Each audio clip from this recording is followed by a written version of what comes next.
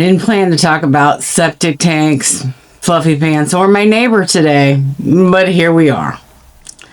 So, it is a balmy 38 this morning, and we're in Southwest Florida, so that's cold. That's cold to us. I realize the rest of quite a bit of the rest of the country is pretty cold and snowed in right now, but that's cold for us.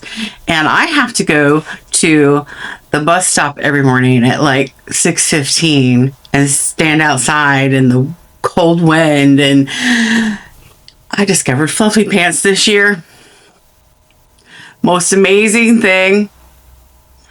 Honestly, they're just polar fleece pants, but I can stand outside at the bus stop and I don't get cold. There's no wind whipping around my legs. My husband, his shop is outside, and he wears fluffy pants this time of year too. He's like, best invention. Now, we're from the Midwest, so we know cold and we know snow, and we're like, did we not have fluffy pants back then? We've been here 21 years, but we're like, I don't remember fluffy pants. I said, well, I think they used to have fleece lined pants, but not fluffy pants. Like, fluffy pants are what we call polar fleece lined pants. Anyway, best invention ever. If your word's cold, get you some, because, yeah, they're awesome. Anyway, so we had to have our septic tank pumped last week. And it happened to be on the night that the grandkids spend the night with us, which is usually, it was Wednesday. And our grandson, who is 5, has never seen this before. And I was like, he'll enjoy it. I mean, nobody enjoys it, except maybe a 5-year-old grandson, right? So, and I was not wrong, and he did not disappoint. So this, it never happens, like at 2:00 on a Wednesday, right? It's always like 7 or 8. So it's getting late. And the guy finally shows up and it's dark. And my grandson wanted to go out there, but the guy wouldn't let him. So he's watching from my office window. I'm in my office today. But so I didn't feel like doing the dishes. So you get me in here in the office. Anyway, so he is standing in the window, full body in the window, commentating the clean out of the septic tank. And it starts with the guy digging the ground up, and he gets out a pickaxe, and he uses it to lift the concrete cover out of the ground. And this kid gets hysterical. He's got a pickaxe. Oh my God, a pickaxe. And I'm thinking, I didn't even know he knew what a pickaxe is, but he is so totally stoked that there's a pickaxe. Anyway, so he gets through the pickaxe part, and it's open. He says, I see poop. I see poop and tarantulas. And I'm like, tarantulas? And he's like, yes, tarantulas. I see poop and tarantulas. And I'm thinking, this kid, I'll tell you what, I don't know.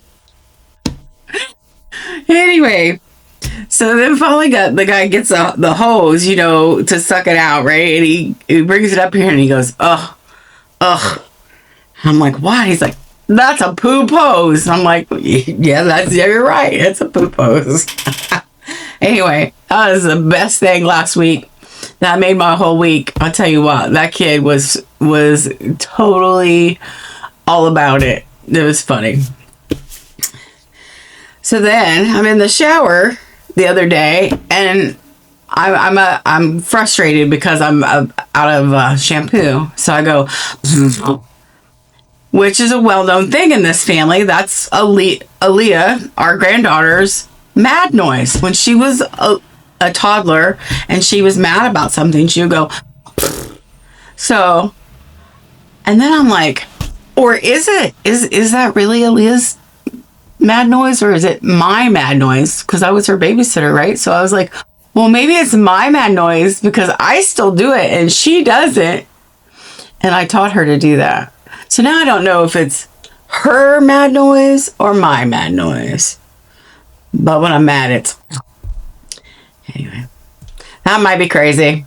but it's what happens. Anyway, I don't want to have to talk about this, but here I am. Here's my final thing for the day. We have a neighbor that has been putting their trash in our trash can.